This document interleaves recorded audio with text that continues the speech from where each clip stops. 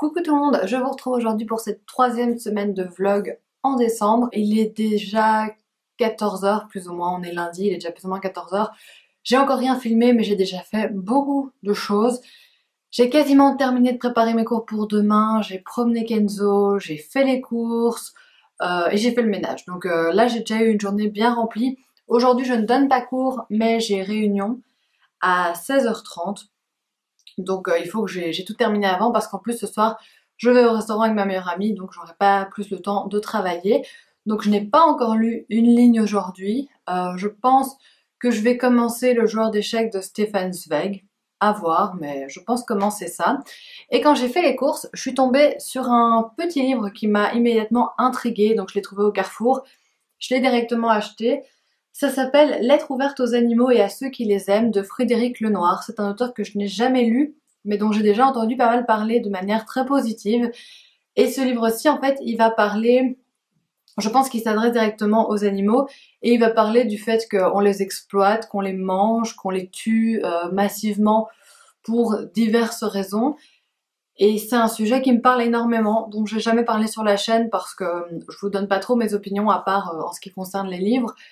Mais c'est un sujet qui me touche tout particulièrement et qui me touche de plus en plus en fait. Je suis en train petit à petit de changer mes habitudes, surtout mes habitudes alimentaires pour tout vous dire. Donc je prends conscience de beaucoup de choses et je crois que c'est un livre qui va directement me parler. En plus, j'ai vu qu'il y avait des illustrations dedans qui ont l'air très jolies. Bon là c'est une vache. Mais voilà, il y a plein d'illustrations d'animaux, oui. Ça a l'air vraiment bien. Et il est super bien noté sur le Livre Addict. Je l'ai acheté comme ça dans un élan et puis je suis rentrée chez moi, j'ai regardé sur le Livre Addict. Je crois qu'il a plus de 19 sur 20 sur le Livre Addict en ayant une vingtaine d'avis, donc c'est une excellente note. En France, il coûte 6,90 €, chez nous c'est 1 € de plus en Belgique. Mais voilà, je suis super impatiente de le lire. Il va d'office rentrer dans ce mois de décembre parce qu'il fait 160 pages et quelques. Voilà, 168 pages. Donc il rentrera d'office dans mon challenge de ce mois-ci. Je vais pas le caser aujourd'hui parce que j'aurai pas le temps de le lire en entier de toute façon parce que j'aurai pas beaucoup d'occasion de lire. Mais dans les prochains jours, c'est sûr qu'il va y passer à mon avis. Vous le verrez déjà passer dans ce vlog-ci. Et au Carrefour, j'ai aussi acheté le cadeau de Noël pour mon cousin. Et je lui ai pris un coffret de bière. Ce sont des triples carmélites. Je pense que ça c'est un cadeau qui passe toujours, qui fait toujours plaisir et voilà, j'espère qu'il sera content. J'ai réussi à terminer le joueur d'échecs de Stefan Zweig, je vous en parlerai demain, mais sachez d'ores et déjà que je l'ai beaucoup aimé, j'ai beaucoup aimé le style de Zweig, j'ai trouvé ça très beau. Mais donc je vous en parlerai plus tard, de manière plus détaillée, avec un résumé de l'histoire également.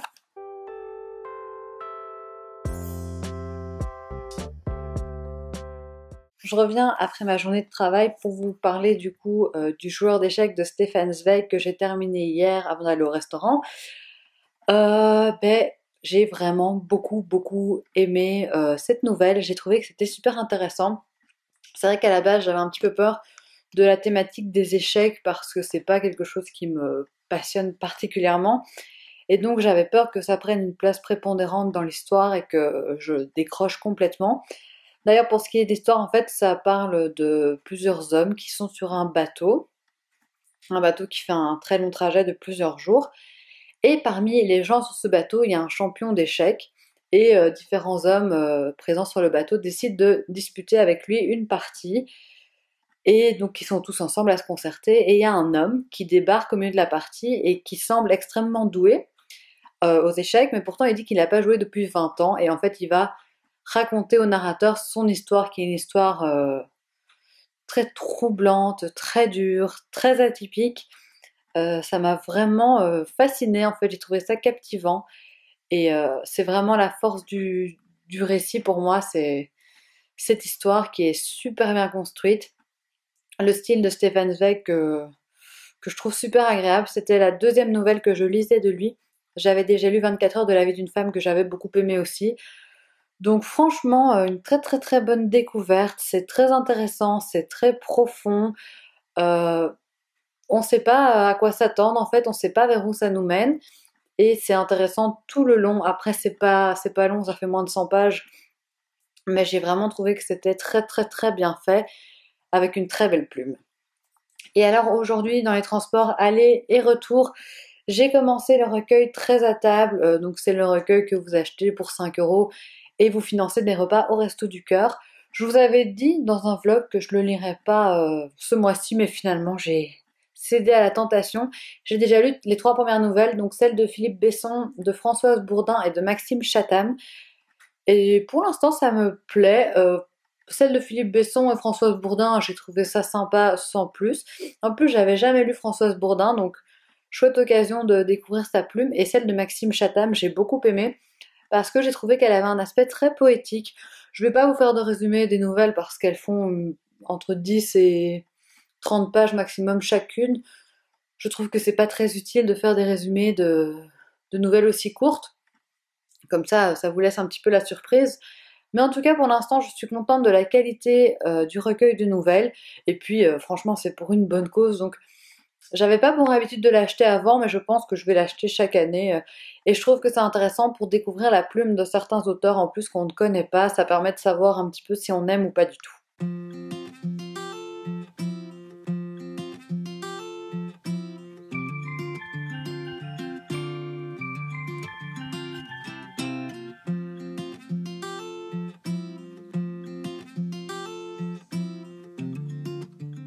Je viens de terminer Roger et ses humains de Cyprien et Paca. J'avais commencé hier soir et je l'ai terminé maintenant en quelques minutes. Mon avis est un petit peu mitigé, je vous montre le dessin. Ben voilà, la première chose c'est que je suis pas vraiment fan de ce type de dessin. Je trouve que c'est du dessin un peu simpliste et pas spécialement très très beau. Deuxième chose qui m'a un peu gênée, c'est que pour moi l'humour est très très lourd, mais déjà je suis pas fan de Cyprien dans ses vidéos, c'est pas ce qui me fait vraiment personnellement beaucoup rire, enfin c'est pas mon humour quoi. Et ici j'ai trouvé que parfois c'était très lourd, ça part tout le temps dans les mêmes vannes, le geek, l'adolescent boutonneux et puceau, enfin c'est toujours un peu le même style. Et honnêtement ça m'a pas fait rire, j'ai même pas souri en fait pour être honnête. Mais l'air de rien, je trouvais quand même que c'était original comme sujet de traiter comme ça d'un robot qui débarque chez ce jeune garçon Hugo dans son couple avec sa copine Florence. Ça c'est un sujet original, ce robot qui n'est pas si gentil qu'on peut le penser. Enfin, en fait, dès le départ, ils se rendent compte que le robot a un caractère assez particulier. Il n'hésiterait pas à les détruire, mais au final, bien sûr, il se révèle un peu plus sympathique que ça. Et voilà, c'est un enchaînement de gags plus ou moins drôles, mais ce qui est sûr, c'est que la lecture se fait très facilement et qu'au final, j'ai quand même passé un bon moment. J'ai reçu le 2e tome de la part des éditions Dupuis, donc c'est sûr que je le lirai. Mais très honnêtement, sinon je me serais arrêtée au 1er tome, hein, ça m'aurait suffi. Là, comme j'ai le 2e tome dans ma palle, je vais le lire, mais pour moi, rien d'incontournable du tout. Et voilà le cadeau de Noël pour ma petite sœur. Eh ben, en fait, j'ai décidé de l'emmener au studio Harry Potter à Londres. On voulait faire un city trip à 2, donc on réfléchissait à des destinations, mais moi j'ai directement eu cette idée-là. Donc on n'a même pas encore dit qu'on allait à Londres, hein, donc je crois qu'elle va être super étonnée. En fait, dans ma famille, si je peux me permettre de faire un si beau cadeau, c'est parce qu'on fait pas des cadeaux à tout le monde. On tire au sort les personnes à qui on fait un cadeau, donc on n'en fait que 3. Et il y a un grand cadeau, et voilà, pour le grand cadeau, j'ai eu ma petite sœur. Et donc voilà, je me suis amusée à faire un peu une petite mise en page avec un balai, un chapeau, un chaudron et des livres de sorciers avec l'image des studios au milieu. Maintenant, j'aimerais faire imprimer ça sur papier cartonné. J'ai pas d'imprimante, donc je sais pas trop comment je vais faire. Je vais essayer de voir s'il n'y a pas un endroit aux environs de chez moi où je pourrais imprimer ça. Mais je pense qu'elle sera super contente. Et alors pour faire un petit clin d'œil en plus, je lui ai pris chez Primark des petites pantoufles comme ça, aiguilles toutes mignonnes, c'est tout doux et voilà, ça c'est vraiment le petit clin d'œil qui va avec le plus grand cadeau. J'ai pas tant lu que ça au final. Aujourd'hui, j'ai un petit peu avancé dans 13 à table. Et là, je m'apprête à partir de chez moi parce qu'en fait, je vais boire un thé avec une amie. Donc, je vais plus lire jusqu'à ce soir à mon avis. Mais je vous redonnerai mon avis plus tard sur les nouvelles que j'ai lues de 13 à table.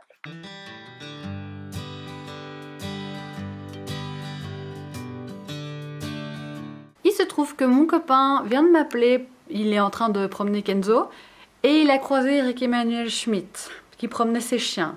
Donc je suis la jalousie incarnée là, je suis hyper jalouse, j'aurais bien voulu que ce soit moi. Et il a pu discuter avec lui parce que les chiens ont fait connaissance. Mais donc voilà, là je suis un peu verte de jalousie pour être honnête. Et voilà, j'ai été faire imprimer du coup mon petit cadeau pour ma sœur et je l'ai découpé. Je suis hyper nulle en découpage, je sais pas, j'ai un problème. J'ai dû louper des cours en maternelle, j'arrive pas à couper droit. Je me suis appliquée mais c'est quand même pas génial. Bon, j'espère qu'elle m'en tiendra pas rigueur, j'espère qu'elle le remarquera pas trop. Mais voilà, je trouve que ça donne bien, c'est chouette, je suis contente. Je cours un peu dans tous les sens donc je vais faire plusieurs choses en même temps. D'abord, je vais vous parler de 13 à table. En même temps, je vais commencer mes emballages cadeaux, sinon je vais être un peu à la bourre parce que je vais chez mes parents tout à l'heure. Juste avant, je vais chercher le cadeau de mon frère avec mon copain. Comme c'est des chaussures de mini-foot, je préfère choisir ça avec lui parce que je m'y connais pas du tout. Je sais pas du tout ce qui est bien ou pas bien dans ce domaine-là, j'en ai aucune idée. Donc je vais commencer à faire mes emballages, comme ça je vais déjà déposer mes cadeaux chez mes parents. Et comme ça j'aurai moins de choses à transporter le 24. Donc pour vous parler en même temps de 13 à table, eh bien j'ai vraiment beaucoup aimé. Il y a quelques nouvelles que j'ai préférées forcément dans un ouvrage collectif comme ça où on lit plein d'auteurs différents. Il y a forcément toujours des auteurs qu'on préfère et des plumes, des styles, des histoires qu'on préfère tout simplement. Mais le point positif, c'est qu'il n'y a aucune histoire que je n'ai pas aimée. Donc ça, j'en suis super surprise. Et ce qui était chouette aussi, c'est que... Bon, j'arrive pas. C'est que je l'ai lu en même temps que ma maman. Donc on a pu chaque fois en discuter. Et on n'avait pas toujours les mêmes ressentis sur les nouvelles. Parce qu'il y avait des nouvelles qui étaient certes très originales. Donc moi, j'ai bien aimé. Notamment celle de... Comment est-ce qu'elle s'appelle ? Notamment celle de Véronique Ovaldé. C'était une nouvelle très particulière. Mais ça m'a plutôt bien plu. Et alors moi, mes nouvelles préférées... Ma préférée, ça a été celle de Leila Slimani. Je suis pas tellement surprise. Je pense qu'en fait c'est une auteure que j'aime vraiment beaucoup. Donc ça c'était ma nouvelle préférée parce qu'elle était émouvante, elle faisait pas mal réfléchir, j'ai bien aimé. Celle de Maxime Chatham, dont je vous avais déjà parlé, que j'ai trouvé poétique et très belle. Celle de Karine Gibel. Voilà, j'ai lu Karine Gibel la semaine passée. Je vous avais dit que que j'avais bien aimé, mais sans que ce soit non plus la claque de ma vie. Et ben là, j'ai vraiment trouvé qu'elle était très émouvante, cette nouvelle, donc ça m'a bien plu. Et voilà, pour celle que j'ai bien aimée, j'ai lu la nouvelle également, enfin j'ai lu toutes les nouvelles, mais j'ai encore bien aimé celle de Agnès Martin-Lugan, dont je vous avais parlé dans mon premier vlog, en vous disant que les gens heureux les boivent du café, ouais ça va, mais sans plus. Ben là j'ai vraiment bien aimé, donc c'est chouette.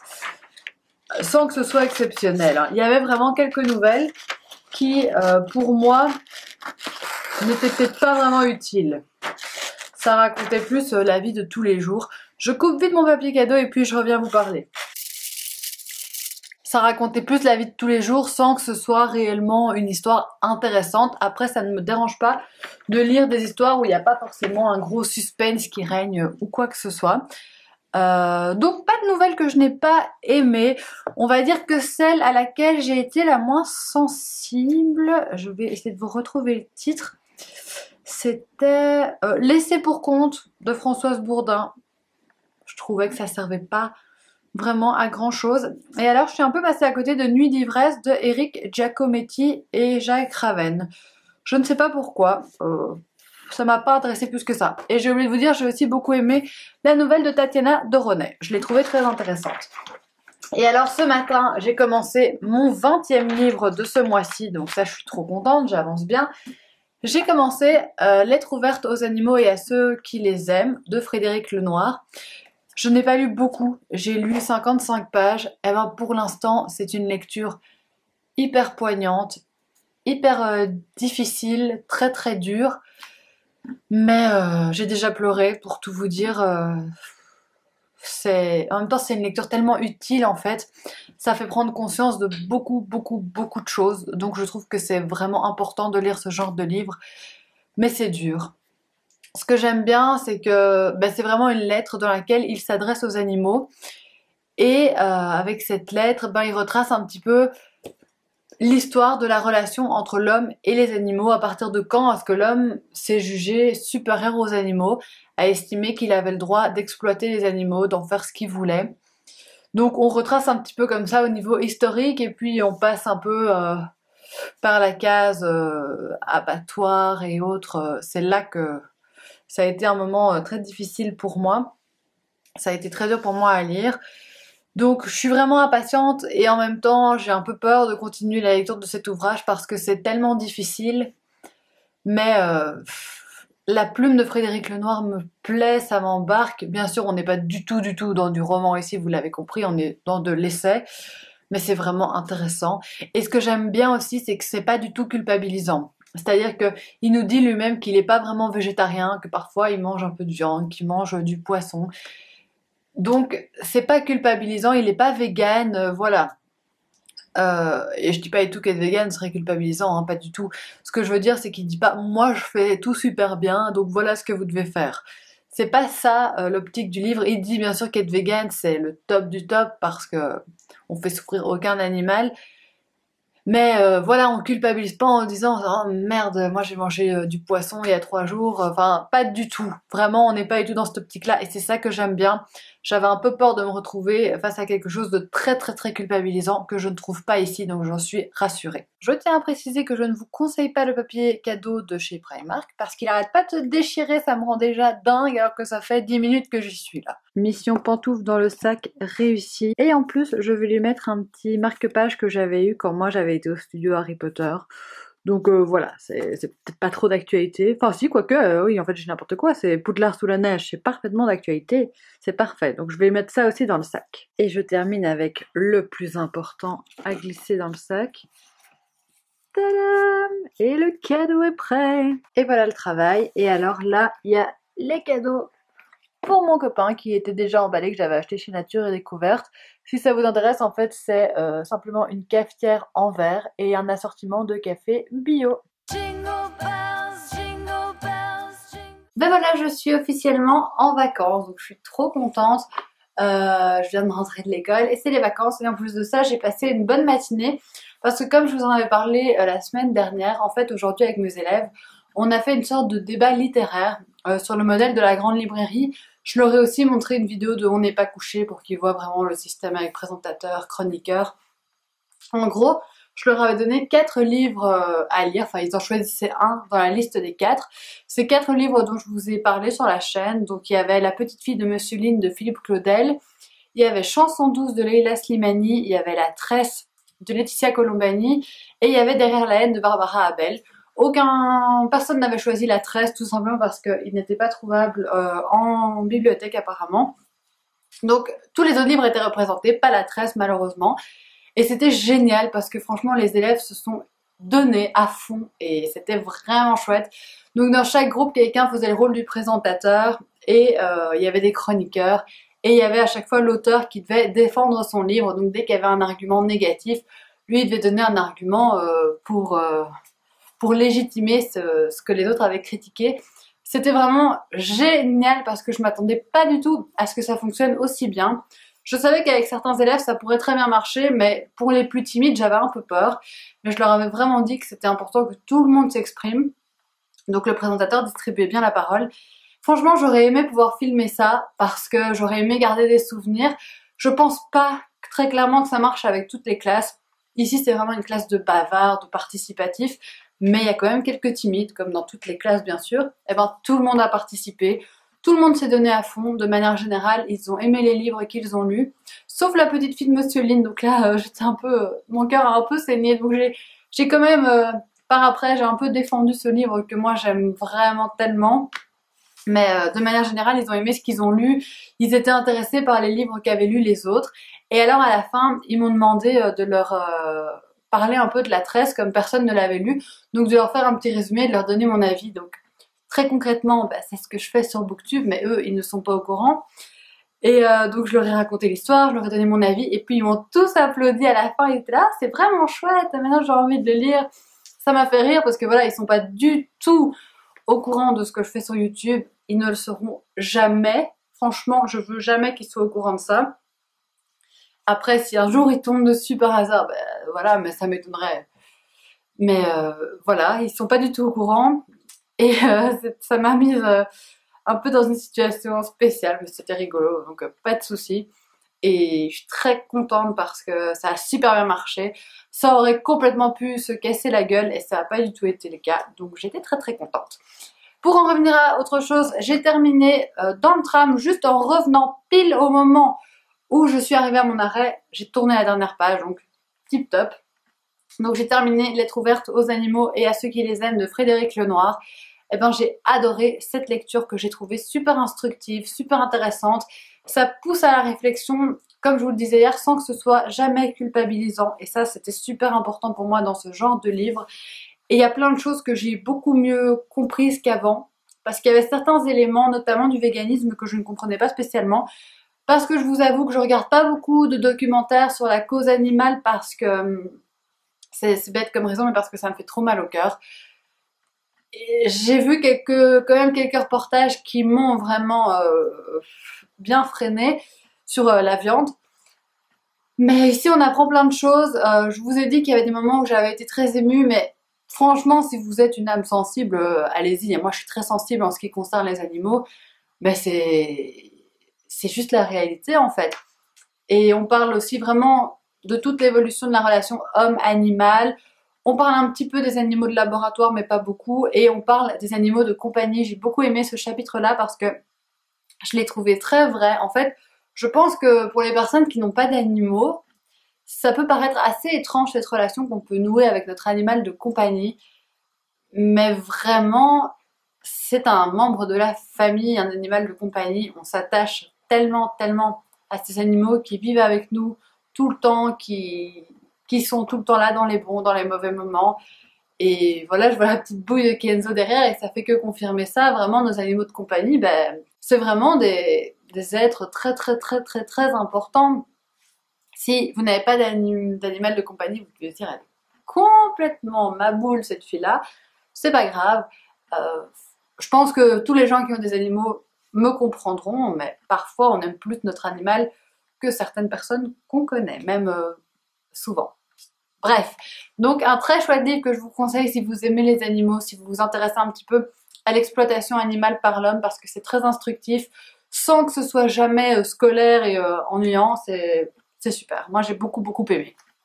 Et dernière chose, j'ai reçu un petit colis de la part des éditions Calman Levy. Alors je crois que je sais ce que c'est, j'ai demandé un livre il y a 2 jours, donc ça a été méga vite.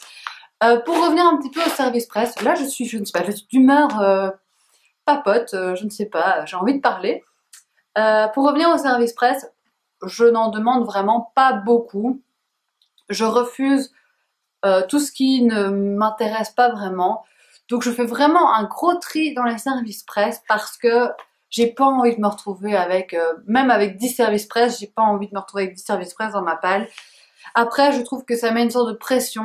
Je suis pas du tout sur Booktube pour avoir une quelconque pression. Déjà, je me la mets parfois toute seule quand j'ai pas lu assez et je me dis ah, de quoi je vais pouvoir parler sur ma chaîne. Et clairement, j'ai pas envie de m'imposer des lectures que j'ai pas envie de faire.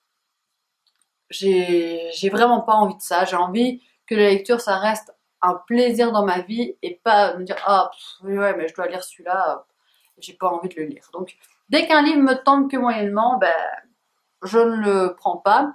Je sais que beaucoup de gens prennent, et c'est pas du tout une critique que je fais, c'est pas du tout un reproche, mais que beaucoup d'instagrammeurs, de booktubeurs ont plein de services presse, mais je me demande même eux comment ils font pour gérer ça, parce que moi ça me stresserait en fait, c'est plus ça. Donc ce n'est pas mon cas, mais là j'avais demandé un service presse. Je crois que vous l'avez peut-être déjà vu passer sur plusieurs chaînes. C'est Avalanche Hotel de Nico Takian. Je suis très contente de l'avoir reçu parce que il est comparé avec Shining. Bon, je n'ai jamais lu Shining, j'ai vu le film plein de fois, mais je ne l'ai jamais lu. Oh, ben il est pas long du tout. Il fait même pas 300 pages, génial. Ouais, 262 pages.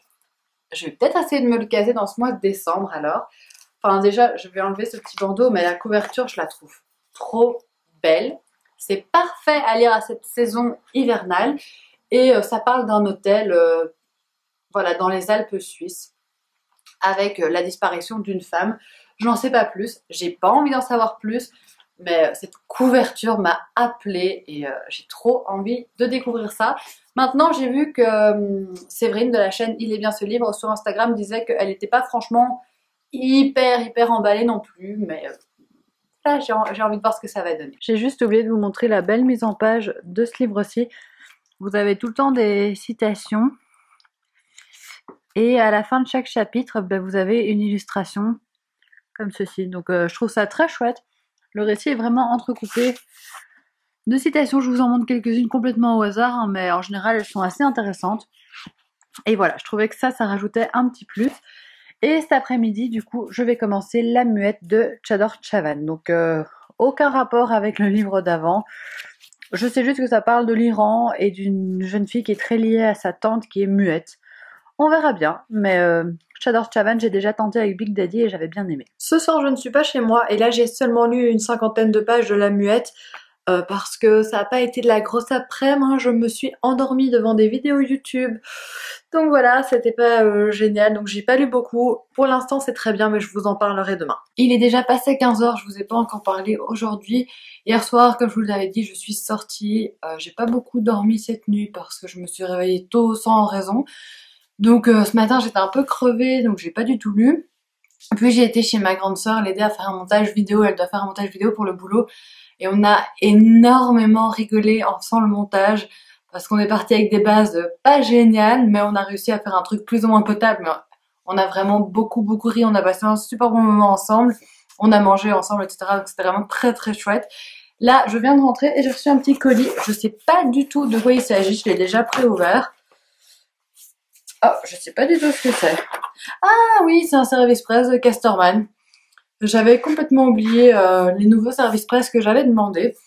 Donc, il se présente comme ceci. C'est le livre de Jessie de Park Kung-wang. Et comme ça, vous voyez un peu le type d'illustration. Tout en noir et blanc, c'est très particulier. Et de quoi ça parle encore un petit peu?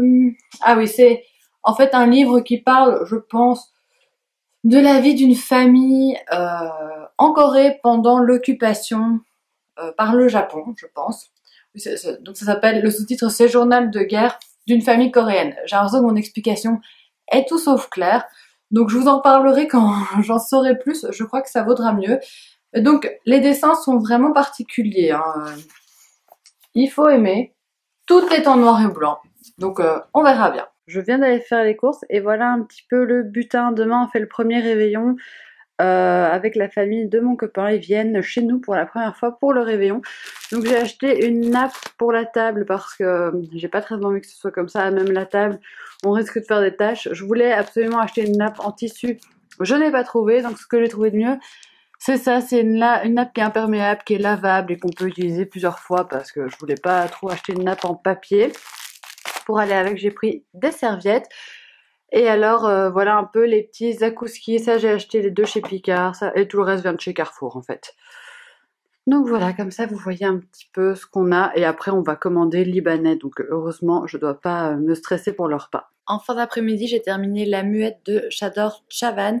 Je vous en ai encore pas du tout parlé de ce livre-là. En fait, pour ce qui est de l'histoire, eh ben, ça nous parle au tout début d'une journaliste qui reçoit un courrier avec dedans le témoignage d'une jeune femme iranienne de 15 ans qui est condamnée à mort, qui est condamnée à la pendaison. Et nous, on va lire en fait ce manuscrit pendant tout le livre. Et cette jeune femme nous raconte sa vie de famille et le fait que sa tante, qui était muette suite à un traumatisme lorsqu'elle était enfant, vivait avec eux. Et c'était une femme vraiment très libérée parce qu'elle refusait de porter le voile, elle se maquillait, elle fumait. Bref, elle faisait plein de choses qui étaient très mal vues, enfin qui sont très mal vues, je pense, peut-être toujours aujourd'hui en Iran. Bref, on va suivre l'histoire de cette jeune fille, on va comprendre pourquoi est-ce qu'elle a été condamnée à la pendaison au fur et à mesure. C'est vraiment un livre très fort, un livre un peu concentré en émotion parce qu'il est très court. Il fait même pas 150 pages. Et en même pas 150 pages, on a beaucoup de choses, beaucoup d'informations. Et ça permet vraiment de mieux comprendre la situation des femmes en Iran. Donc ça, j'ai trouvé que c'était vraiment très intéressant. Et la seule chose que je pourrais reprocher, c'est cette histoire avec la journaliste au début et à la fin du livre. Je trouve que ça n'apporte strictement rien. Je trouve que si on avait seulement le témoignage de cette jeune fille, bah, ce serait amplement suffisant. Euh, voilà. Bon, après, c'est pas long, hein, la partie avec la journaliste, ça doit être même pas 10 pages dans le livre, mais je comprends pas du tout à quoi ça servait de mettre ça autour. Peut-être pour donner une sorte de côté témoignage véridique. Voilà, peut-être que c'était pour un peu affirmer la véracité du propos, j'en ai aucune idée. En tout cas, ça, j'ai pas trouvé que c'était utile, mais sinon, c'est vraiment un récit très poignant et vraiment intéressant sur la condition de la femme. C'est toujours une thématique qui m'intéresse beaucoup, qui me révolte beaucoup aussi dans ce livre-ci.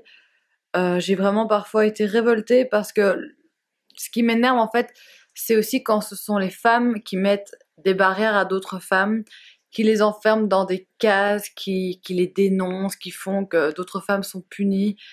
C'est ça que je trouve incroyable et malheureusement c'est encore le cas dans plein de cultures, hein. Et de toute manière même chez nous, hein, même dans notre culture, les femmes peuvent être carrément des pestes entre elles, hein, là n'est pas la question. Mais donc c'était vraiment, je trouve, un court roman très intéressant. Si ce genre de sujet vous intéresse, après j'en ai lu quand même déjà quelques-uns maintenant. C'est peut-être pas le meilleur, mais il est court, il est facile d'accès et il est intéressant parce qu'on est dans la tête d'une jeune fille qui a 13 ans au début de l'histoire, qui a 15 ans lorsqu'elle est dans sa cellule à attendre le moment où elle va être pendue. Donc c'est une toute jeune fille à qui il est déjà arrivé plein de choses. Ça, je trouvais que c'était intéressant. Donc c'est un petit roman que je vous recommande. Maintenant, j'ai décidé de me lancer dans une petite BD. Donc c'est une BD d'Émile Bravo. C'est Spirou, l'espoir malgré tout. Je pense que ça va nous parler de la jeunesse de Spirou. Je vous tiens au courant, mais je vais déjà vous montrer les illustrations. Donc c'est une bande dessinée que j'ai reçue en service presse de Dupuis. Regardez-moi tous ces cadeaux, ça donne trop envie. Et donc pour mes beaux-parents, avec mon copain, on leur a acheté cette plante-ci. Je trouve qu'elle est très jolie. Et voilà, elle demande pas beaucoup d'entretien, donc ça c'est un cadeau pratique. Et je pense que je vous avais dit hier soir que j'avais commencé Spirou l'espoir malgré tout. Hier j'ai rien lu du tout au final parce que j'étais fatiguée. Là j'en suis à la moitié, je suis à la page 44 sur 88, donc vraiment pile la moitié. C'est bien, ça ne se lit pas vite du tout, donc ça c'est appréciable pour une bande dessinée parce qu'on a vraiment le temps de la savourer. Je vous repasse un peu le type d'illustration. Et en fait, on est à Bruxelles dans les années 40. En fait, on est en 1940. Donc c'est le début de la guerre. Et on va suivre Spirou qui est groom dans un hôtel. Hein, et quand la guerre se déclenche, ben lui, il a une petite amie qui est communiste et qui est allemande et qui est dans une situation très problématique. Et du coup, il va essayer de la sauver.